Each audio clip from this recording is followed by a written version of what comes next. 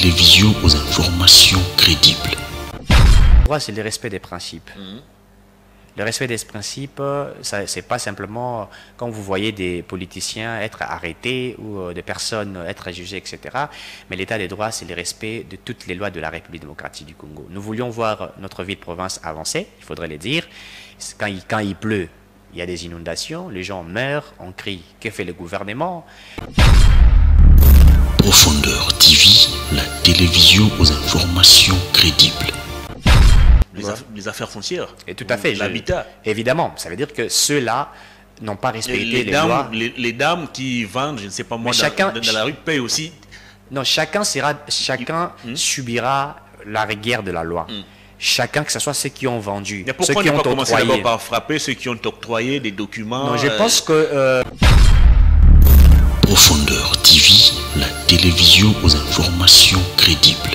Le gouvernement n'a aucune responsabilité. Le gouvernement non, mais quelle est la responsabilité pour casser, détruire et c'est fini. Non, vous allez accepter... Il ne propose rien. Non, mais vous allez accepter de construire votre maison sur les boulevards, sans respecter les principes, j'ai dit, sur le boulevard, tout en violant les principes, et vous dire que je construis mon entreprise puisque j'embauche les gens doivent travailler sans respecter les lois de la République, sans respecter ce qui est prescrit. Ça aussi, c'est une chose, il faudrait vraiment faire attention. Et donc, moi je crois que c'est une violation de loi. Donc, en fait, la loi est dure, c'est la loi. Il faut... Profondeur TV, la télévision aux informations crédibles. Bienvenue, mesdames et messieurs, dans ces premiers numéros de la semaine de votre magazine Perfect Actu. Ce rendez-vous que j'appelle du décryptage, du commentaire, de l'analyse, mais aussi de l'interprétation des différents faits d'actualité.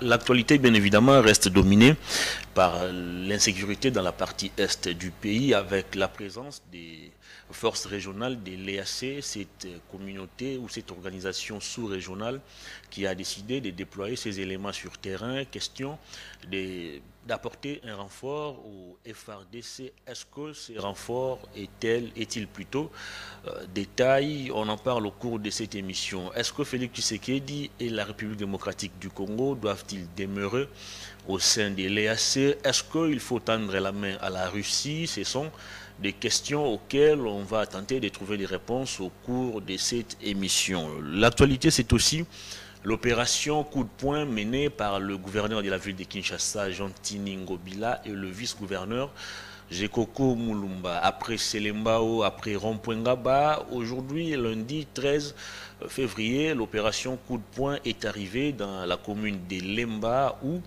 l'on évoque la démolition de ces mythiques bars qu'on appelle Tchétché. La population de cette contrée s'est plaint de la décision de la ville de Kinshasa, mais la grande question reste à savoir qu'est-ce que l'opération coup de poing va changer dans l'assainissement de la ville-province de Kinshasa. On va aussi faire le point sur la sortie imminente du gouvernement. La porte-parole, Madame Tina Salama, porte-parole du président de la République, a annoncé la semaine dernière que la sortie du gouvernement n'est qu'une question d'heures, mais jusqu'à présent on se demande qu'est-ce qui fait tarder encore la sortie de ces gouvernements. On va tenter d'y réfléchir également à cette question. Et puis si le temps nous le permet, on va revenir sur la sortie officielle de l'Union sacrée comme regroupement politique. Qu'est-ce qui se cache derrière cette sortie officielle? Tentative de réponse au cours de cette émission avec sur ces plateaux Eric Chiswaka, communicateur de l'AFDC, parti cher à l'honorable président du Sénat, Modeste Bahati Lukwebo. Bienvenue. Merci. Comment allez-vous? Oui, ça va. Nous sommes en forme. Au niveau de l'AFDC, est-ce que ça va? Évidemment, au niveau de l'AFDC, ça va. D'abord, je tiens à vous remercier pour l'invitation. Je tiens aussi à vous saluer. Je vous en prie. Et également à tous ceux qui nous suivent, aux responsables qui sont en train de nous suivre un peu partout dans le monde. Sans oublier le garant des bons fonctionnements des institutions, qui est le président de la République. Il est toujours important de saluer le président de la République, puisque vous savez, c'est un père d'une famille. La famille, c'est la République démocratique du Congo. Il est toujours important de le faire. Très bien. Et sans oublier le président de notre organisation politique, AFDC, et allié, le professeur président du Sénat, Modeste Bahati Lukwebo, que nous appelons l'homme de l'éthique et de la déontologie politique en République démocratique. L'homme de l'éthique qui est tout le temps cité dans des dossiers des conflits parcellaires. Non, mais écoutez, vous savez, Modeste Bahati, c'est un homme vrai. Vous savez, un homme vrai, il y a toujours des gens qui créent des choses tout autour de lui pour essayer de l'effacer, pour essayer de les nuire. Je crois que ces dossiers-là sont des dossiers créés par des individus. Ils parleraient qu'il aurait spolié les biens des X ou Y personnes, mais je crois que les dossiers au niveau de la justice, c'est à la justice de pouvoir trancher sur cela. Modeste reste très simple, il reste très catégorique et c'est un homme vrai. Il faudrait aussi les dire que il est resté stable en soutenant le président Félix Tshisekedi. Vous savez, il y a eu des gens qui ont tergiversé, ceux qui disaient qu'ils accompagnaient le président Félix Tshisekedi, mais Modeste est resté un fils, n'est-ce pas, qui est précis, qui est concis et qui est en train d'accompagner notamment la vision du président Félix Tshisekedi. Donc, il faut dire que nous avons un grand homme. Donc, tout ce qui est créé autour de sa personne, ce sont des choses que nous comprenons, mais nous disons à ceux qui nous suivent qu'il n'a pas de problème avec qui que ce soit.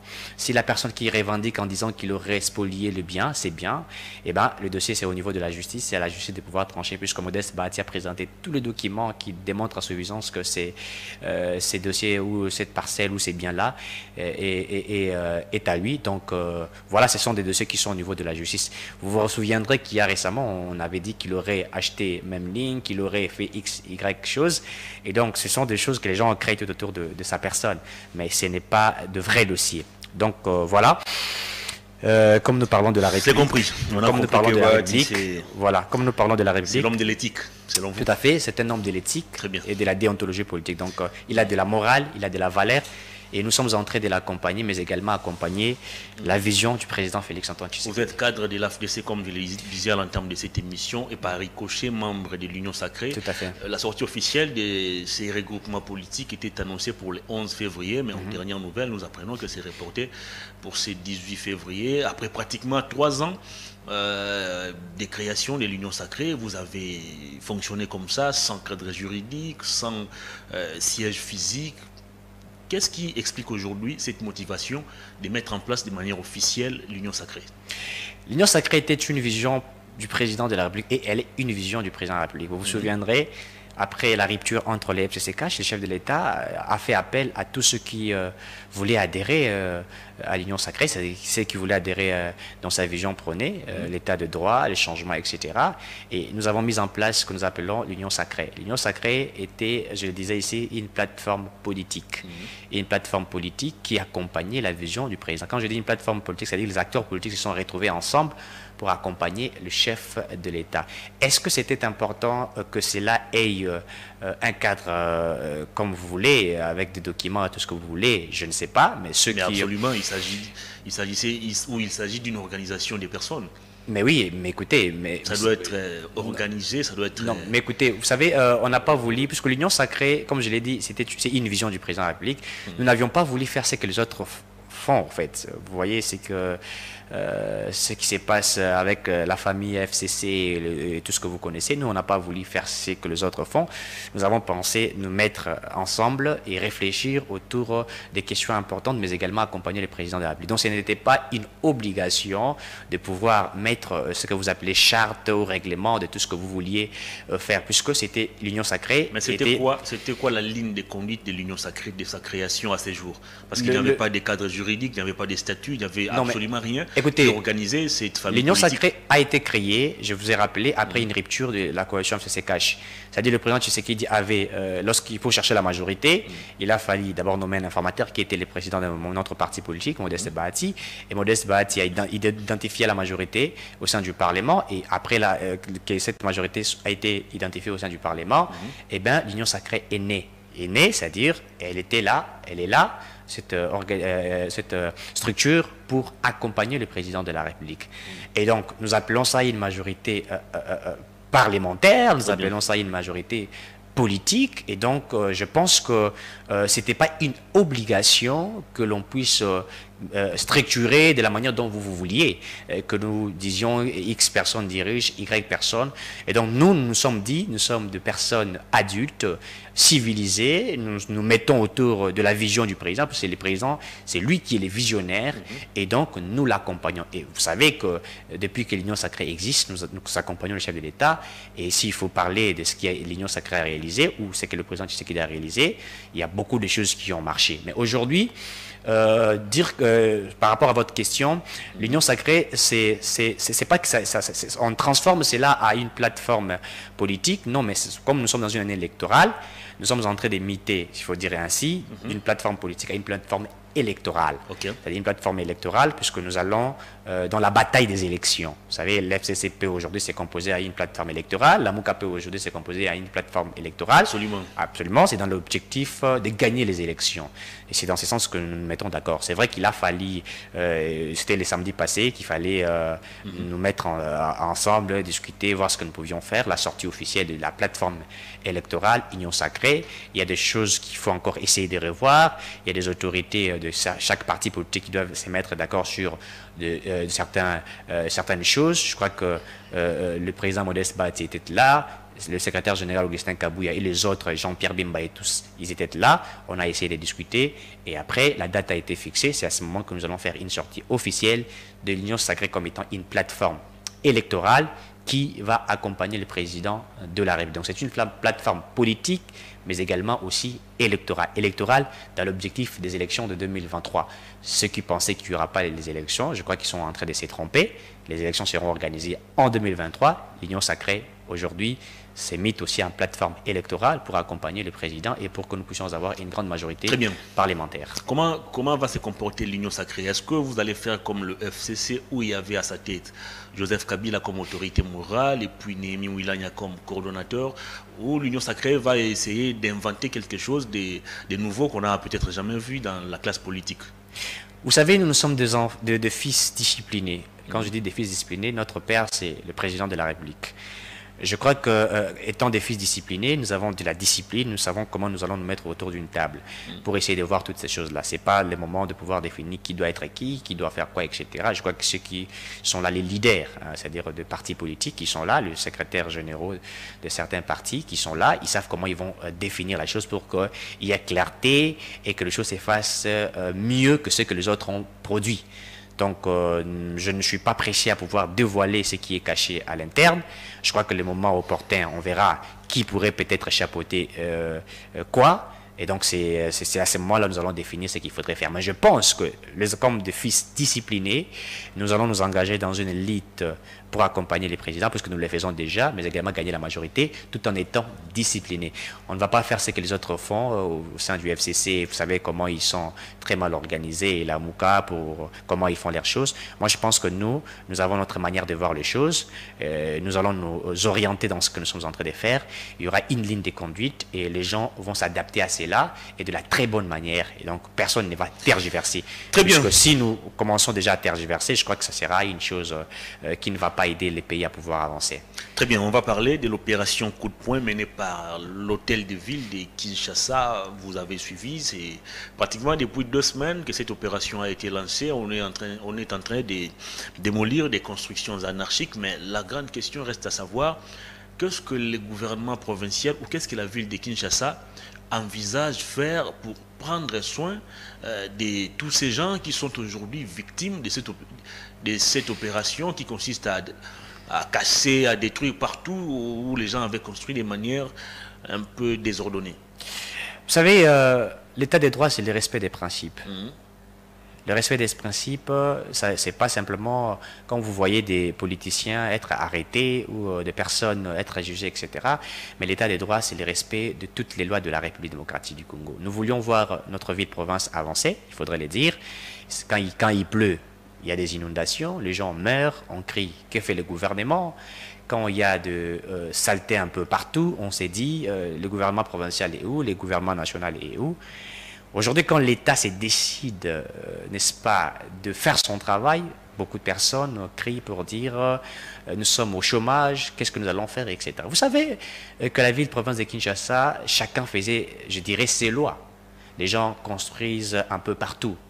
les gens construisent au bord du fleuve, les gens construisent sur le route, etc. Ça empêche à ce qu'il y ait une circulation d'eau, ça empêche à ce que la route soit ouverte pour que le bis puisse passer, etc. Si vous allez aujourd'hui à Rond-Point-Gare, vous allez voir comment les gens vendent tout au bord de cette grande route qui mène vers, n'est-ce pas, Matadi, etc. Vous verrez comment les gens font, vers la route qui mène vers l'université de Kinshasa. Donc c'est quasiment du désordre. Nous allons nous rappeler en 2020, lorsque une forte pluie s'est abattue dans la ville-province de Kinshasa, il y a ces femmes qui ont perdu leur vie à Matadi-Kibala, vous vous souviendrez de ça, il y a eu des câbles qui sont tombés suite à la pluie, etc., puisque ces gens étaient tout au bord, n'est-ce pas, de la grande route. Donc le gouvernement avait pris des décisions. D'ailleurs, le gouvernement avait demandé à ce que ces femmes et ces hommes qui vendaient de quitter ces lieux, puisque le marché existe. Quand vous allez vers Rond-Point-Gaba, vous trouverez les marchés existent. Mais il y a de ces gens qui s'entêtent, qui font leur loi. Donc Mokao, chacun peut faire tout ce qu'il peut faire. Alors le gouvernement s'est décidé, je dirais ici le gouvernement provincial, pour remettre tout sur les rails, c'est-à-dire appliquer la loi. On a toujours dit, nemo sensutor ignorare lege, c'est en latin, nul n'est censé ignorer la loi. Tous nous sommes censés respecter la loi. Aujourd'hui, le gouverneur de la ville-province de Kinshasa, Gentil Ngobila, que je tiens à féliciter, et son vice-gouverneur Jekoko Mulumba, qui se sont lancés pour recadrer les choses, pour remettre tout sur les rails. Aujourd'hui, il y a des personnes qui ont construit de maisons sans respecter les principes. Ils ont construit... Mais ce qui est bizarre, tous ces gens à qui l'on reproche des constructions anarchiques sont détenteurs des documents officiels qu'ils ont reçus de la part des autorités qui ont en charge les affaires foncières. Et tout à fait. L'habitat. Évidemment, ça veut dire que ceux-là n'ont pas respecté les lois. Les dames qui vendent, je ne sais pas moi, dans la rue, payent aussi. Non, chacun subira la rigueur de la loi. Chacun, que ce soit ceux qui ont vendu, mais pourquoi ceux qui ne ont pas commencer octroyé. d'abord par frapper ceux qui ont octroyé des documents, non, je pense que des permis de construire, c'est vice-versa. On peut commencer par ceux-là ou on peut commencer par ceux qui ont construit. Tout ça dépend de la politique qui est mise en place. Je crois que les gens seront sanctionnés. Lorsque vous avez des documents présentés en disant que voilà, j'ai mes documents, j'ai construit ici, on m'a vendu X, Y chose, et le gouvernement tient compte de cela et les sanctions vont tomber pour ceux qui ont osé vendre sans respecter les principes. Donc je crois que la sanction, elle est pour toutes les personnes, que ce soit ceux qui ont acheté, ceux qui ont construit, et également ceux qui ont octroyé ces documents. Donc ça, il faut laisser à ceux qui sont habilités à faire ce travail. Et donc je crois qu'on n'a pas essayé de protéger certaines personnes. J'ai vu aussi Jekoko Mulumba, qui aurait aussi, je ne dirais pas aurait, lui aussi n'avait pas respecté la loi, qui est vice-gouverneur, il avait construit, n'est-ce pas, une morgue. Évidemment, sans respecter les principes également, mais aujourd'hui, c'est là, ne fonctionne plus, ça a été aussi détruit, c'est un bien qu'il a dépensé de l'argent. C'est-à-dire que lui aussi... non, ça a été déplacé pour lui non, ça a été déplacé. Ça a été déplacé, ça n'a pas été démoli. Non, mais ça a été déplacé, mais ça veut dire qu'il n'avait pas respecté le principe, il n'avait pas respecté la loi. Aujourd'hui, lui-même s'est dit, ben écoutez, comme l'opération est en cours, comme on est en train de vouloir respecter les lois de la République, je ne peux pas prendre la route ici, je ne peux pas continuer à fonctionner normalement. Et je crois qu'avant que l'on puisse détruire toutes ces maisons, etc., le gouvernement provincial avait déjà lancé l'appel. Il avait demandé à ces gens-là de s'organiser déjà, comment ils peuvent quitter, puisqu'ils vont venir pour détruire ce qui a été mal construit, tout en refusant de respecter les lois de la République. Nous sommes dans une République, nous voulons aujourd'hui, les gens apprécient voir certaines villes, comment c'est bien construit. Vous allez en Afrique du Sud, vous allez voir, vous allez un peu à gauche, vous verrez, mais Kinshasa, c'est vraiment un désordre. Kinshasa, chacun fait ce qu'il peut faire. Allez-y voir les caniveaux, vers Rond-Point-Gaba par exemple, allez-y vers Victoire, vous trouverez, quand il pleut, vers, comment on appelle ça, cette grande route là de Victoire, là où il y a Maison de la Bible, quand il pleut, il y a les inondations, les gens ne savent pas quelle route qu'ils peuvent prendre, le bis, il y a des embouteillages, etc. Il faut respecter les lois de la République. Moi, je pense que ce qui a été fait aujourd'hui, ce qui est en train d'être fait, c'est une très bonne chose, remettre tout sur les rails, mais également, il faut discipliner la population congolaise. Moi, je crois que cette opération doit avancer. Non simplement faire cela, mais il faut aussi voir certaines choses, parce qu'aujourd'hui, même dans les secteurs des transports, il faudrait le dire, il y a vraiment de bavures. Chaque personne fixe les prix comme il veut, chacun fait ses lois, comme je disais. Je crois que le gouverneur de la ville doit tabler aussi sur cela, il doit tabler sur certaines choses, voir et modifier, et ça permettrait à ces Congolais de tempérer à la loi et de comprendre qu'aujourd'hui, nous avons un pays qui veut appliquer de la discipline. Sans la discipline, ça sera comme certains disent que Mboka Yabana Nabana. Donc on n'est pas ici dans Mboka Yabana Nabana, on est dans une république qui a des lois, une république qui a des principes qu'il faudrait respecter. Donc je pense que le gouverneur de la ville, je crois, et les vice-gouverneurs Jekoko Mulumba, ils font un travail de titan. Moi, je les demanderai de continuer dans cet élan-là, de discipliner les Quinois, surtout les Quinois, il faudrait le dire, puisque les Quinois sont des têtus. Je l'ai dit, puisque je suis Quinois, ils sont des têtus. Ce sont des gens qui ne respectent pas le principe, ne respectent pas les lois de la République. Il faut de fortes sanctions. On ne peut pas... D'ailleurs, la gestion aussi, c'est la sanction. Quand on parle de gérer, Adam Smith l'a dit, planifier, organiser, diriger, contrôler. Dans le contrôle, il y a la sanction. Lorsqu'on vient contrôler, lorsque le travail n'est pas bien fait, on sanctionne. La sanction permet à remettre tout sur les rails. Et ce qui s'est fait aujourd'hui, c'est une sanction face à ceux-là qui n'ont pas respecté les lois de la République. Très bien. Éric Tshisekedi, gouverner c'est prévoir, dit-on. Avec Covid-19, le gouvernement national avait décidé de fermer les funérariums. Conséquence, il y a des gens, des familles entières qui ont été envoyées en chômage, il y avait des gens qui ont perdu l'emploi. Aujourd'hui, c'est l'opération coup de poing. On casse, on détruit parce que les gens ont construit de manière anarchique. Mais on propose quelle autre alternative? Ben, écoutez, lorsqu'on casse, on casse pour remettre tout sur le chemin. C'est-à-dire, on prévoit, le gouvernement prévoit. Il dit, monsieur, vous avez mal construit votre maison, vous n'avez pas respecté les principes, vous avez violé la loi de la République, eh bien, nous vous demandons de déplacer votre entreprise ici, puisque nous viendrons ici casser. C'est-à-dire, ils viendraient appliquer la loi. Et pourquoi? Puisque vous aviez violé les principes qui sont très bien établis. Et donc maintenant, c'est à ceux qui n'ont pas respecté la République de pouvoir s'organiser de leur manière pour, n'est-ce pas, voir ce qu'ils peuvent faire à leur tour. On ne peut pas dire ici, puisque le gouvernement... C'est-à-dire que le gouvernement n'a aucune responsabilité, le gouvernement non, mais quelle est la responsabilité? Pour casser, détruire et c'est fini. Non, vous allez accepter... Il ne propose rien. Non, mais vous allez accepter de construire votre maison sur les boulevards, sans respecter les principes, j'ai dit, sur le boulevard, tout en violant les principes, et vous dire que je consomme mon entreprise puisque j'embauche les gens doivent travailler sans respecter les lois de la République, sans respecter ce qui est prescrit. Ça aussi, c'est une chose, il faudrait vraiment faire attention. Et donc, moi je crois que c'est une violation de loi. Donc, en fait, la loi est dure, c'est la loi. Il faut respecter la loi. Il ne faudrait pas dire ici, comme ce que nous voyons ailleurs, dans certains coins, les gens viennent vendre tout autour du boulevard et que l'État s'est dit, ben écoutez, ils chassent ces personnes et ces gens se disent, qu'est-ce que nous allons faire?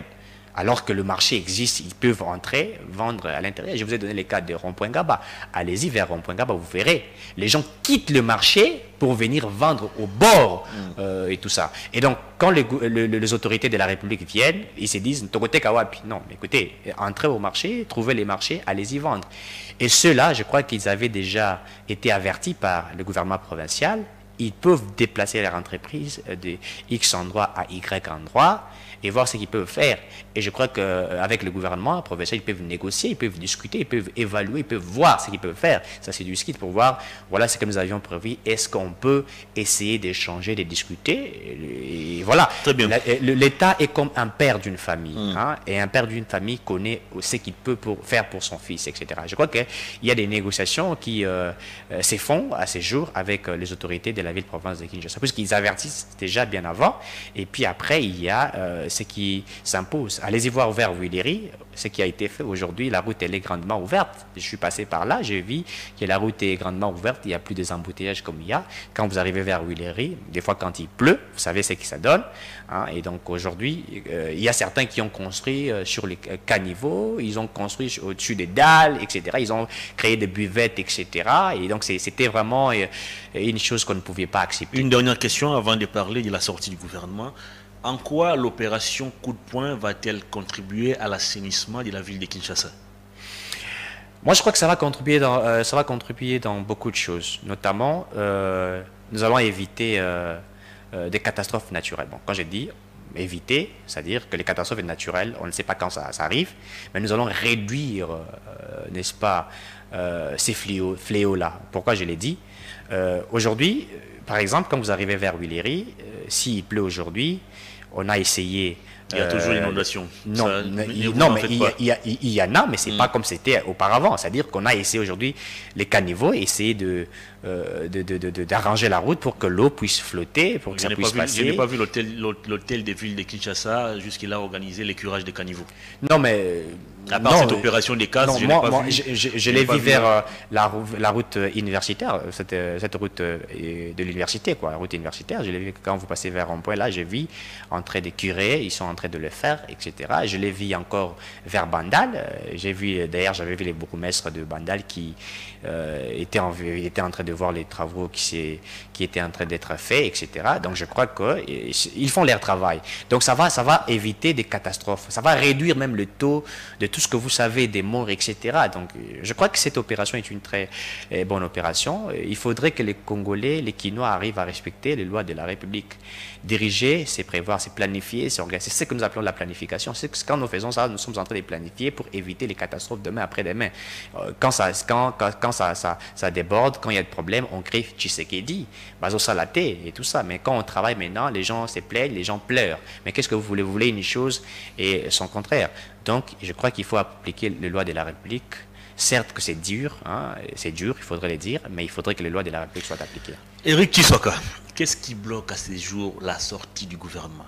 Ça fait pratiquement 1 ou 2 mois qu'on attend la sortie ou les remaniements de l'équipe Samaloukonde, mais jusqu'à présent, pratiquement rien n'est fait. Il n'y a aucun signal jusque-là qui indique que le gouvernement va sortir, excepté peut-être la sortie médiatique du porte-parole du chef de l'État, Mme Tina Salama, qui a fait savoir que la sortie du gouvernement va intervenir incessamment. Qu'est-ce qui bloque à ces jours la sortie de cette équipe? Bon, je crois que tout est déjà fait. Puisque nous connaissons ce qui se passe là-dedans. On est encore en train de revoir certaines choses, il faut les dire ainsi. Il y a des petites choses qu'il faut un petit peu finaliser. Quoi par exemple? Non, mais c'est... des tractations politiques? Non, ça n'a rien à voir. Katumbi n'est plus avec vous? Non, c'est bon. Katumbi s'est décidé de ne pas être avec nous, il n'y a pas de souci. C'est une liberté, c'est de la démocratie, c'est des bonnes guerres. Il va être candidat président aujourd'hui, c'est cette liberté qui est garantie par la Constitution. Lui-même avait sollicité d'adhérer à l'Union sacrée, nous l'y avons entendu. Évidemment, quand le président Tshisekedi... Il faut rester objectif. Non, mais quand le président Tshisekedi a fait appel... Le président a tendu sa main. Le président Tshisekedi n'a pas appelé Katumbi vient adhérer à l'Union sacrée. Il a ouvert sa main, il a dit « Tous ceux qui veulent m'accompagner peuvent venir ». Katumbi est venu puisque le président a dit « Tous ceux qui veulent m'accompagner ». Il est venu, d'ailleurs, il faudrait le dire, puisqu'il n'était pas ici en RDC. N'est-ce pas Katumbi qui a crédibilisé l'Union sacrée? C'est faux, personne n'a crédibilisé l'Union sacrée à part le président Félix Tshisekedi. Ah bon? Lorsqu'il a mis fin à la coalition FCC-Cash et qu'il créa l'Union sacrée, il a dit je tends ma main à ceux qui veulent venir pour qu'aujourd'hui nous puissions construire un nouveau Congo. Et les acteurs politiques, ceux qui ont jugé bon d'accompagner les chefs de l'État, ils se sont dit d'accord, ils pouvaient venir rejoindre le président. Tshisekedi n'est pas allé chez Katumbi dans sa maison à Kachobwe où c'est pour dire Monsieur Katumbi, j'ai besoin de toi, viens. Il a demandé à tous les acteurs politiques, tant soit ceux qui étaient dans l'opposition, société civile, etc. Monsieur Katumbi a jugé bon, comme une personnalité politique, président de l'ensemble pour le changement, il s'est dit je peux aujourd'hui rejoindre Félix Tshisekedi. Puisqu'aujourd'hui, il faudrait dire que Katumbi était en exil, c'est le gouvernement congolais qui a tendu la main à Katumbi pour qu'il rentre au pays. On l'a octroyé un passeport congolais. Et tout ça, quand Katumbi a vu que... On l'a remis dans ses droits ou on l'a octroyé un passeport? Non, quand je dis octroyer les passeports, je ne dis pas que Katumbi n'est pas congolais. Je dis qu'il est congolais, puisque hier, il était privé de ces passeports-là. Mais le gouvernement Tshisekedi l'a octroyé ses passeports, puisque Katumbi est congolais. Et il est rentré en RDC, il avait cette liberté. Et Katumbi Diza, il a compris que le gouvernement de Tshisekedi était un gouvernement des responsables et qu'il a jugé bon d'être avec lui. Puisque si le gouvernement congolais avait dit, écoutez, Katumbi doit rester toujours là-bas, je pense qu'aujourd'hui, il ne pouvait même pas se déclarer candidat président, c'était très difficile. De ce côté-là, il faudrait vraiment remercier le président Tshisekedi. Donc, Katumbi n'a jamais crédibilisé l'Union sacrée. Katumbi est venu accompagner la vision du président Tshisekedi. Mais il faudrait dire Très bien. qui nous a aidés. La lenteur dans la sortie du gouvernement. Évidemment, il faudrait dire qu'il nous a aidés dans le sens de certaines choses qu'il a apportées, puisqu'il faut dire qu'ils ont apporté aussi beaucoup au sein de l'Union sacrée. Et quand ils étaient là, on a fait, et bon, ils sont partis, et les autres sont restés. Donc, la sortie de l'Union sacrée, comme je le disais ici, du gouvernement, c'est d'ici peu là. C'est d'ici peu, ça se prépare, et on veut faire bien les choses, puisque le gouvernement qui sera mis en place, il va organiser les élections qui sont prévues le 20 décembre de cette année. Et ce gouvernement a un travail des titans à battre. Donc, ça a un travail des titans à battre. Je pense qu'il ne faudrait pas être pressé. Il faut laisser que la cuisine interne soit finalisée et que l'on puisse apporter les repas qui seraient consommés par les citoyens congolais, la population congolaise. Donc, ça se prépare. Ayez votre mal en patience, comme certains disent. Attendez à ce que ces gouvernements soient mis en place. Mais il n'y a pas de traction, personne ne réclame quoi que ce soit. Tout s'est fait comme il s'y doit. Et d'ailleurs, vous avez vu que l'Union sacrée va mettre en plateforme électorale. Et donc, il n'y a pas de souci, chacun s'est mis d'accord. C'est la question que j'allais vous poser. Quelle est l'opportunité de remanier le gouvernement au cours d'une année électorale, sachant que ça peut créer de la frustration de la part des uns et des autres? Non, mais c'est pas, on n'avait pas prévu, le gouvernement n'avait pas prévu, le président Tshisekedi n'avait pas prévu de remanier tout ça. Non, mais ce qui est vrai, c'est aussi des prérogatives constitutionnelles, il peut le faire, etc. Mais c'est là, je pense que ça n'avait pas été prévu. Mais vous savez, quand Moïse Katumbi s'est retiré, d'autres qui se sont retirés, c'était de vice-ministres qui commençaient déjà à expédier les affaires, etc. Vous savez, donc il fallait maintenant aussi voir comment on peut remplacer, etc. Puisque quand on parle des remaniements, c'est-à-dire on change, certains tombent. Le Premier ministre reste, c'est Sama 2 qui continue, donc Sama 1, Sama 2. Il peut aussi tomber. Bon, tout dépendrait du président Tshisekedi. Si Sama doit tomber, vous savez comment cela doit se faire. Le président doit demander soit à Sama Lukonde de pouvoir démissionner, ou ça doit passer par le Parlement. Mais je pense que Sama Lukonde a travaillé d'une manière exceptionnelle. Et c'est parmi les premiers ministres de la République qui ont aujourd'hui accompagné les chefs de l'État comme il se doit. Sur le plan économique, il n'y a rien à reprocher à Sama Lukonde. Je vous dis que c'était un travail des titans. Vous le pensez, sur le plan économique, il y a rien à reprocher à Sama Lukonde? Évidemment. Non, avec la flambée des prix qui est constatée aujourd'hui sur les marchés, avec l'instabilité de la monnaie. Non, écoutez, vous savez, s'il faudrait que nous puissions parler de cela, Sama Lukonde, ça fait pratiquement, je crois, 2 ans, si ma mémoire ne me trahit pas, qu'il est Premier ministre. Après la rupture de la commission FCCH, vous savez que Sama Lukonde avait trouvé les budgets de l'État pratiquement à 800 millions de dollars, si je ne me trompe pas. Et après le départ de Pepe Ilunga et Lukamba, aujourd'hui nous avons quitté des 8 milliards, et des 8 millions, pardon, ce que je disais, des 8 millions, à pratiquement, je dis Sama Lukonde, qu'est-ce que je dis? Il a trouvé pratiquement entre 4 milliards, 4 à 5 milliards de dollars, c'est ça le chiffre exact. Et aujourd'hui, c'est pratiquement dans les 16 milliards. Donc, c'est 16 milliards de dollars. Ça, c'est 16 milliards qui ne ressemblent pas à la vie que mènent les Congolais. Je vais l'expliquer. Il faudrait y aller très doucement. Aujourd'hui, les réserves d'échange qui étaient pratiquement de 800 millions de dollars, c'est à 4 milliards 200 millions de dollars. Ça, c'est un discours qu'on Matata va vous dire tous les jours. Non, mais il faudrait expliquer très clairement. Matata vous le dira. De manière pragmatique, non, je vais expliquer. On trouve absolument rien. Je vais expliquer cela et les gens vont comprendre pourquoi aujourd'hui il y a flambé des prix de biens du marché. Qu'est-ce qui ne va pas? On va essayer de voir, on va essayer d'expliquer cela. Aujourd'hui, vous savez, lorsque Mouzito est parti ou les autres qui sont partis, ils ont laissé ces réserves d'échange, je disais, à 800 millions de dollars. Et les réserves d'échange sous Matata couvraient, je crois, 2 semaines d'importation. 2 semaines d'importation. Aujourd'hui, avec les réserves d'échange que nous avons aujourd'hui, ça couvre pratiquement 8 semaines d'importation. C'est-à-dire que nous avons triplé ce que Matata a laissé, puisque Matata avait laissé. Vous savez que Matata, quand il vous parle de la croissance économique, etc., il y a eu des choses que M. Matata a réalisées, qu'il faudrait dire ici, dans le principe de la continuité du pouvoir, nous allons dire que M. Matata, sur le plan économique, il y avait des choses qui étaient comme étant des avancées. Il a laissé les réserves d'échange qui couvraient 2 semaines d'importation. Mais sous Sama Lukonde, ça couvre pratiquement 8 semaines. Il y a des documents qui démontrent cela. Si vous allez, par exemple, au niveau de la Banque centrale du Congo, n'est-ce pas, vous demandez qu'on puisse vous produire des documents pour que vous vérifiez ce que je suis en train de dire, vous verrez qu'il y a des choses qui sont faites. Mais parlons-en de ces flambées des prix, etc., comme les gens veulent que nous puissions en parler. Sur le marché international, vous savez, nous sommes une économie extravertie. Il faudrait que nous puissions définir ce que nous attendons par une économie extravertie. Ça fait beaucoup d'années que nous, la République démocratique du Congo, nous dépendons des autres. Nous n'avions pas valorisé ce que nous appelons une économie interne. Produire localement, transformer localement. Ça, c'est une politique qui a détruit ces pays et qui a fait en sorte que notre balance commerciale, puisque je suis économiste de formation, est devenue déficitaire. C'est-à-dire la balance commerciale a changé, c'était toujours déficitaire. Alors, il faut quitter de cette économie dont nous dépendons des autres pour que nous puissions aujourd'hui nous-mêmes travailler. C'est pourquoi il faudrait passer par ce que nous appelons la diversification du secteur de l'économie. Et nous nous sommes basés pendant plus de 18 ans, même pendant Mobutu, par une économie du secteur des minéraux, s'il faudrait vraiment le dire. C'est-à-dire que la République démocratique du Congo produit le cuivre, les coltans, les diamants, le manganèse, le pétrole, et nous, après avoir, n'est-ce pas, exploité cela, nous vendons ces biens, ces richesses à l'extérieur, et la transformation, tout ce que les autres font, nous dépensons encore de l'argent pour acheter cela et ramener ça ici. Donc ici, il faudrait parler de cette faiblesse qui est née depuis très longtemps, qu'il faudrait que nous travaillions sur ça, que c'est un travail des titans. Il faudrait dire, je vous rappelle, que ce n'est pas une mince affaire, c'est un travail des titans, de quitter de cette économie extravertie pour que nous ayons notre économie forte, que nous allons travailler localement, etc.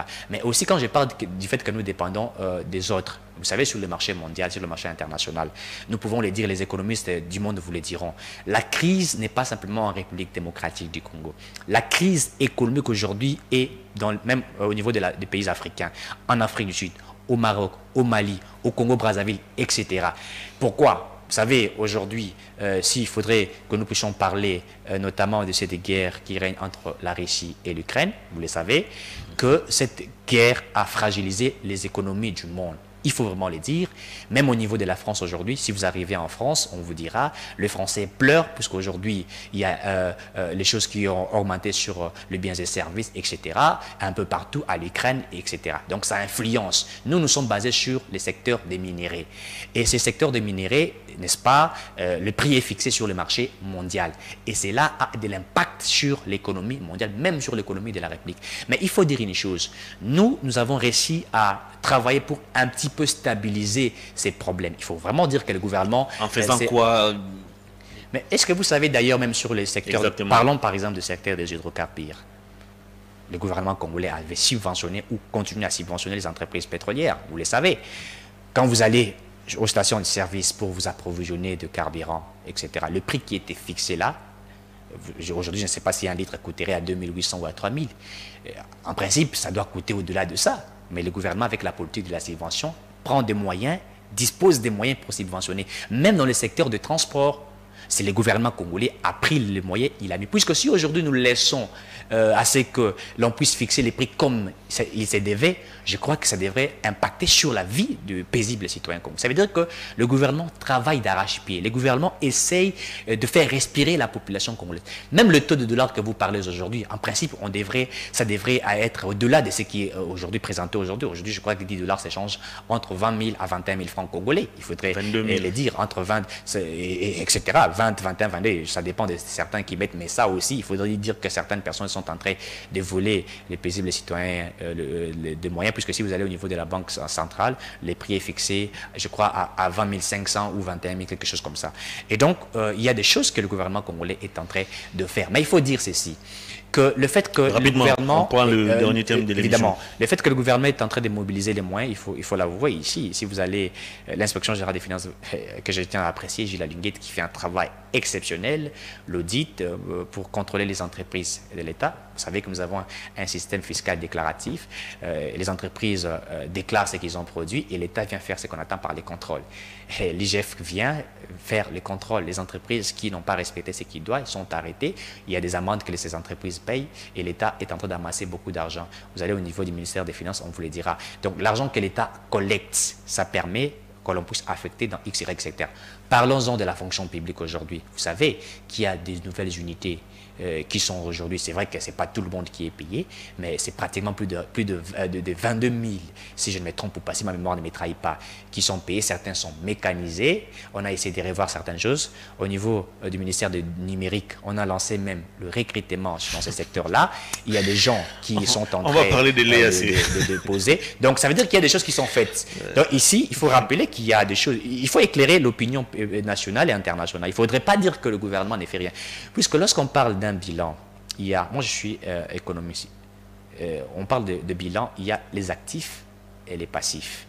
On présente, voilà ce qui est comme étant actif, voilà ce qui est dans les passifs. C'est vrai, on ne peut pas dire que nous avons réussi à tout faire. Si quelqu'un vient dire que nous sommes parfaits et qu'on a réussi à tout faire, je crois qu'il n'est pas vrai. Il y a encore beaucoup de choses à faire. Le Congo est un grand chantier. Mais ce qui a été déjà fait, il faudrait dire qu'il y a des choses qui ont été réalisées, notamment dans les secteurs, n'est-ce pas, que je venais récemment de citer, etc. aujourd'hui. Même lorsque nous avons lancé la valorisation du 27 blocs pétroliers, fait appel aux entreprises pour venir exploiter ces 27 blocs pétroliers, il y a des avancées. Aujourd'hui, parlons notamment du dégazage du lac Kivu. Ça faisait pratiquement plus de 18 ans ou 20 ans que nous demandions à ce que l'on puisse, n'est-ce pas, comment dirais-je, dégager ces gaz méthane du lac Kivu, qui a pris beaucoup de temps. L'ancien régime et les autres qui ont précédé ne le faisaient pas. Aujourd'hui, même avec l'idée Boudimou, si vous y allez, les moyens sont mis en place et les moyens du gouvernement. Eric Kiswaka, on va prendre les tout derniers termes de l'émission. Il y a beaucoup de choses qui se font. Très bien. Alors, on va parler de l'insécurité dans la partie est du pays. Je vous prends au mot. Vous vantez ici les budgets qui est à 16 milliards de dollars américains. Vous vantez la réalisation, la maximisation des recettes. Mais la grande question qui reste encore suspendue sur les lèvres de tous les Congolais, comment avec ces budgets de 16 milliards, nous n'arrivons pas à organiser, ou je dirais mieux, à équiper notre armée afin de faire face à ces attaques? Voilà, dire qu'avec le budget de 16 milliards, on n'a pas structuré notre armée, c'est faux. Je crois qu'aujourd'hui, vous êtes informé étant journaliste, depuis 1960, la République démocratique du Congo n'avait pas ce que vous appelez un document de la politique militaire. Ce document de la politique militaire a été mis en place. Si vous lisez, vous verrez tout ce qui est bien défini. Deuxièmement, nous avons la loi de la programmation militaire. Vous connaissez cela. Cette loi de la programmation militaire, le gouvernement congolais a octroyé 1,8 milliard de dollars pour l'armée. Vous savez qu'il y a quelques mois ici, au niveau de l'armée, certains sont allés en retraite, il y a d'autres qu'on a essayé de remplacer, etc. Il y a eu des mutations, etc. Donc, le gouvernement congolais fait beaucoup de choses. Après, c'est que nous avons suivi ici la levée de l'embargo militaire. C'est la levée de l'embargo, c'est-à-dire qu'on était interdit de pouvoir nous approvisionner avec des armes, mais je vous informe que nous avons déjà disponibilisé, s'il faudrait déjà dire, le moyen pour les achats d'armes. Mais on ne peut pas, vous savez, en matière de sécurité, on ne peut pas passer sur le plateau de télévision pour vous dire, par exemple, puisque nous sommes dans une guerre froide avec le Rwanda, il faudrait le dire ici, moi j'appelle ça une guerre froide. Certainement que le président Tshisekedi n'a pas déclaré une guerre officiellement. Il n'y a pas une ordonnance déclarée, ce que la Constitution dit. Avant de le faire, il doit réunir le Parlement, le Premier ministre, pour déclarer la guerre. Cela n'a pas été déclaré, mais nous sommes dans une guerre froide. On ne peut pas dire ici, si nous avions acheté des armes, pour vous dire, la République démocratique du Congo vient d'acheter des armes telle part. Pourquoi? Puisque c'est fragiliser l'armée et ce que nous pouvons faire. Puisque l'ennemi voudrait savoir quel type d'armes nous avons acheté, et comment ça va fonctionner et comment ils vont opérer. Ce sont des domaines interdits et donc il faudrait faire attention. Mais je tiens à vous informer. Pourtant, nous avons vu ici la RDC organiser un meeting aérien. Oui, mais les meetings aériens, c'est une démonstration des forces, on le voit. C'est une démonstration des forces. Lorsque la Russie présente des armes pour dire à l'OTAN, faites attention, j'ai des armes sophistiquées, j'ai des s'attendez, etc. Si je suis menacé, je peux les faire. Ce sont des démonstrations militaires. Cela n'est pas interdit. Donc, ni en droit international, ni en relations internationales, c'est interdit. Ce sont des démonstrations, ce sont des très bonnes guerres. Moi, je crois que ça n'a rien à voir Très bien, on va évoluer. Mais le gouvernement a mis des moyens, ça je vous rassure, les moyens ont été mis pour que nous puissions, n'est-ce pas, soutenir nos FRDC qui se battent, qui font un travail des titans.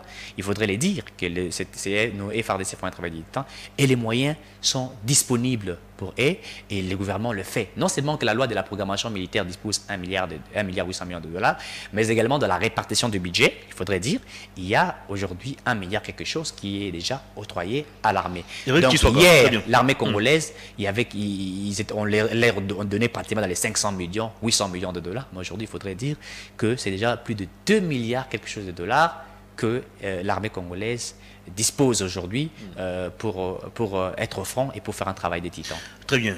Le gouvernement met des moyens pour l'armée, ça c'est une bonne chose, c'est une information que vous nous donnez. À vérifier et c'est une information exacte. Ok, alors moi je vous pose la question de savoir, est-ce que c'était la décision d'aller adhérer à l'EAC était-elle réfléchie? Est-ce qu'aujourd'hui il est possible pour Félix Tshisekedi de se retirer de l'EAC qui clairement a démontré ses limites? Est-ce qu'on peut aujourd'hui se tourner vers la Russie pour essayer un peu d'éradiquer cette insécurité qui persiste? Je crois que nous avons adhéré à l'EAC le 29 mars 2022, si ma mémoire ne me trahit pas. Ce 29 mars, nous avons totalisé pratiquement une année. Parler de est-ce que c'était une très bonne décision, une mauvaise décision? Je crois que la position que la République démocratique du Congo occupe, la position géostratégique que nous occupons, notre position que nous occupions, nous demandait à la République de pouvoir adhérer à l'EAC. Il faudrait lire d'abord les objectifs de l'EAC pour comprendre pourquoi nous avions adhéré à l'EAC. Il faut que nous comprenions l'objectif. Premièrement, les objectifs, c'était la coopération économique régionale, mais c'est également la coopération entre personnes qui est fondée sur l'économie du marché. Ça, c'était le premier objectif. Mais la deuxième objectif, c'était la création d'un environnement approprié. Et la troisième objectif, si ma mémoire ne me trahit pas, c'était le développement de la politique favorable, et la construction des infrastructures, etc. Alors, la position géostratégique que nous occupions, comme je l'ai dit, nous demandait que nous puissions adhérer à l'EAC. Puisqu'il faut le dire ici, qu'au début du pouvoir de Félix Tshisekedi, vous savez que c'est vrai qu'avec le Rwanda, nous avons toujours eu des problèmes, puisque le Rwanda était en train de nous agresser d'une manière stratégique, mais d'une manière calamiteuse. C'est vrai qu'on parlait d'une manière officieuse, certains disaient que le Rwandais nous agressait, et lorsque nous accusions le Rwandais et les autres, ces nations refusaient à ce que ce sont eux qui agressaient la République. Ils parlaient des groupes, des rebelles. Le Rwanda vous dit, il y a les ADF qui sont ici, il y a ceci, c'est là, qui viennent de la République qui dit les M23 c'est du Rwanda, l'Ouganda qui vous dit Codeco qui nous dérange, etc. et tout ça. Alors, il fallait que les États, ces États se mettent autour d'une table, n'est-ce pas, pour essayer d'évaluer cela, voir comment nous pouvons faire pour mettre fin, n'est-ce pas, à ces groupes de rebelles, il faudrait dire ici, qui créent des terreurs, qui créent tout ce que nous connaissons. Et donc, la République démocratique du Congo, avec la position géostratégique qu'elle occupait, nous nous sommes décidés d'adhérer, coopérer économiquement, voir comment nous pouvions nous organiser, etc. C'était dans cet objectif-là que nous nous sommes dit, nous devions adhérer à l'EAC, comme au SADC et dans d'autres structures. Alors, qu'est-ce que nous avons déjà gagné depuis qu'on a adhéré à l'EAC au regard de notre position géostratégique? Une très belle question. Vous savez, lorsque nous nous posons la question, qu'est-ce que nous avons pu gagner, mais nous avons eu à gagner beaucoup de choses. Quoi, par exemple? Vous savez, un notaire a écrit, je crois, M. François Guitcher, dans son ouvrage intitulé « Les 36 stratégies de la guerre », 36 stratégies, je crois. Il parle de la méthodologie de la politique du russe qui est utilisée en stratégie politique, en stratégie militaire. Hier, nous accusions le Rwanda d'être agresseur de la République démocratique du Congo. Et le Rwanda refusait qu'il était agresseur. Lorsque nous avons signé des coopérations économiques, il faudrait dire que la RDC avait signé un certain nombre de coopérations économiques avec le Rwanda et d'autres nations, ça bénéficiait de moyens à la République démocratique du Congo. Je parle des coopérations économiques. La RDC a gagné, il y avait des coopérations gagnant-gagnant, que ce soit avec l'Ouganda, que ce soit avec la Tanzanie, que ce soit avec d'autres nations. Nous avons gagné, il y a eu ce que nous avions signé à l'époque, etc. Il y a eu des traités, il y a eu des accords qui étaient mis en place, des échanges commerciaux sociaux, etc., dont la République démocratique du Congo régénérait des moyens. Les Congolais pouvaient quitter ici pour aller vendre en Ouganda. C'est de Ouganda quitter, nous régénérons des moyens et les choses avançaient d'une très bonne manière. De ce côté-là, nous sommes tous d'accord. Mais après notre adhésion à l'EAC, puisqu'il faudrait dire ici que nous avions trouvé qu'il y avait des petits couacs, des petits problèmes qui s'imposaient. Pourquoi? Lorsque vous lisez, n'est-ce pas, l'EAC, vous verrez que les États qui se mettent ensemble, il est dit que ces États ne peuvent pas soutenir des groupes armés pour combattre un pays qui fait partie aussi de l'EAC. C'est-à-dire, les États qui sont au sein de l'EAC doivent travailler ensemble en synergie pour développer les coopérations économiques. Aujourd'hui, quand nous parlons de développement des coopérations économiques, nous pouvons aujourd'hui vendre nos biens, nos richesses, ce que nous possédons ailleurs et peuvent faire ici, donc vice-versa. C'est là ça pouvait bénéficier à la République démocratique du Congo. En fait, la vision était claire. La vision, c'était de développer nos pays. La vision, c'était de travailler ensemble. Vous savez, hier, je sais que vous les connaissez, à un certain moment, la France et l'Allemagne ont vécu pendant plus de temps dans les conflits, etc. et tout ça.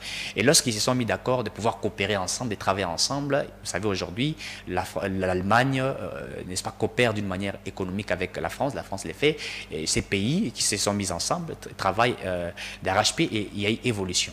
Mais après notre adhésion, nous avons jugé et nous avons vu qu'il y avait le Rwanda qui, lui, n'a pas voulu respecter, n'est-ce pas, ce qui a été prévu dans les objectifs bien établis, n'est-ce pas, dans l'EAC. Et c'est pourquoi nous avions dit, c'est pas que nous demandons de pouvoir quitter l'EAC, puisque ceux qui disent que c'était une erreur de la part du président Tshisekedi, je crois qu'ils ne comprennent pas, peut-être qu'ils ne sont pas des hommes d'État, puisque les hommes d'État connaissent ce qu'ils font. Et les hommes d'État mettent des stratégies importantes, puisque grâce à l'EAC, nous avons eu à participer dans plusieurs conférences, dont ça a permis à l'RDC, n'est-ce pas, sur faire appel aux investisseurs, puisqu'il faudrait le dire, certains investisseurs sont venus, puisque les gens, quand on parle des investisseurs, ils pensent que quand ils ont investisseurs, c'est que les investisseurs viennent aujourd'hui. Non, c'est très important, laissez-moi expliquer. Grâce à l'EAC, la RDC a pu ramener... Je n'ai pas dit simplement grâce à l'EAC, j'ai dit ceci. Grâce à du fait que nous avions adhéré à l'EAC, au-delà de l'EAC et dans certaines organisations, n'est-ce pas, de la région, sous-régionale, etc., ça a permis de faciliter certaines choses. Pourquoi je suis en train de le dire aujourd'hui? Puisque lorsqu'on parle même des investisseurs, les gens ne savent pas ce qui se passe. Quand vous venez parler aux investisseurs pour qu'ils viennent investir, les investisseurs ne viennent pas investir directement du coup, non. Il y a, après qu'ils soient convaincus de venir investir, il y a des étapes qui doivent être respectées. Les investisseurs regardent d'abord ce que nous appelons les climats des affaires, puisque l'État congolais doit rassurer à ceux-là les climats des affaires. Puisqu'un investisseur syrien ne viendrait pas investir pour perdre le moyen. Et lorsqu'il regarde des climats des affaires, si le climat est propice, il vient investir, c'est-à-dire ils font ce que nous appelons les études sur terrain. Qu'est-ce que je dois faire? Ça, c'est de la théorie. Mais c'est évidemment, mais les gens pensent que, mais je pense que nous sommes scientifiques. Question directe, quel est cet investisseur qui a accepté de venir en RDC pour mettre des moyens ou implanter ses affaires parce qu'il a vu la RDC adhérer à l'EAC? Non, je n'ai pas dit que c'est puisque la RDC a adhéré à l'EAC et qu'il y a des investisseurs qui sont venus. J'ai dit que le fait que nous sommes adhérés dans plusieurs organisations, que ce soit la SADC, que ce soit tout ce que vous connaissez là, puisqu'au niveau de l'EAC, les États qui composent l'EAC... Est-ce qu'on a adhéré à la SADC sous Fachi? Non, je n'ai pas dit que c'est sous Fachi, mais j'ai dit que le fait que nous sommes dans plusieurs organisations, n'est-ce pas? Depuis toujours. Depuis toujours, fait en sorte qu'aujourd'hui, même au sein de l'EAC, les pays qui sont à l'intérieur, aujourd'hui, lorsque nous avons parlé de la coopération économique, je vous donne un exemple. Si l'Ouganda coopère avec un État syrien qui fait que l'Ouganda puisse être développé peut-être sur le plan des infrastructures, etc., si, comme la RDC fait partie et que la République démocratique du Congo juge bon de coopérer avec l'Ouganda et que l'Ouganda juge bon et que ceux qui ont investi en X ou Y secteur peuvent, avec la coopération économique, venir aussi au Congo le faire, il n'y a pas de soucis. Donc c'est dans ça que j'ai dit qu'il y a des choses qui ont fait en sorte que certaines choses puissent bien évoluer en République démocratique du Congo. Mais écoutez, dire que cela était une erreur, je pense que les gens ne comprennent pas ce que nous sommes en train de faire. Le Rwanda n'a pas commencé à agresser la République démocratique du Congo aujourd'hui. Ça, il faudrait noter. Ça fait plus de 2 décennies que nous sommes agressés d'une manière officieuse. Mais adhérer à l'EAC aujourd'hui, nous le disons, Vous vous souviendrez, au Bujumbura, le président Tshisekedi n'est pas passé derrière les dos de la cuillère. Kagame était en face, il a affirmé, confirmé que nous sommes agressés. Qu'est-ce qui a changé après? Rwanda. Mais dire on a même décidé d'imposer un cessez-le-feu immédiat, mais après. Non, mais dire que qu'est-ce que... Les tueries continuent. Non, mais écoutez, nous sommes encore dans une étape de rechercher les solutions. Ne vous en faites pas. Lorsqu'une guerre commence, on sait quand ça commence. Après plusieurs confenses, on est toujours à la recherche des solutions. Il n'y a pas de souci. Vous savez, il y a combien... Très bien, on a terminé l'émission. Vous savez, puisque vous évoquez plusieurs discussions que nous avons eues, qu'est-ce que ça a apporté, mais combien de discussions la Russie et l'Ukraine ont eues jusqu'à aujourd'hui, il n'y a pas toujours eu des solutions, mais ils continuent toujours à discuter, à vouloir dialoguer. D'ailleurs, la Russie est prête, elle dit, je suis prête à dialoguer, à discuter, si et seulement si les autres respectent ce que je demande. Et nous aussi, nous sommes en train de le faire. Nous sommes en train de discuter, de dialoguer, de chercher des pistes, des solutions. Partout où les présidents passent, il est en train de déplorer ce qui s'est fait au niveau de l'Est de la République. Mais ça ne veut pas dire que nous n'allions pas appliquer la voie de la force. Nous sommes dans la diplomatie, mais également nous allons... qui a montré déjà ses limites. Impossible, c'est ce que les gens pensent, mais je vous dis que cette diplomatie a apporté beaucoup de choses. Si cela avait démontré la faiblesse, l'embargo que nous parlions aujourd'hui, ça ne devrait pas être levé. C'est grâce à cette diplomatie aujourd'hui qu'on a levé l'embargo militaire. Et ça, vous le savez. C'est grâce à cette diplomatie que l'embargo a été levé. C'est grâce à cette diplomatie que nous sommes capables aujourd'hui que certains fournisseurs puissent nous fournir des armes. Et on ne peut pas dire que ça montre des limites. Nous sommes en train d'y travailler et je pense que les solutions seront Éric Tshiswaka, merci de votre disponibilité. C'est à moi de vous remercier. Je rappelle que vous êtes communicateur de l'AFDC de Modeste Batiloukwebou. Merci. Cette émission est terminée. Grand merci à toute l'équipe technique. Grand merci à vous, fidèles téléspectateurs et internautes, pour la sympathique et réelle attention accordée à Perfect Actu de ce lundi. Je vous retrouve demain mardi pour le 2e numéro de la semaine. Au revoir.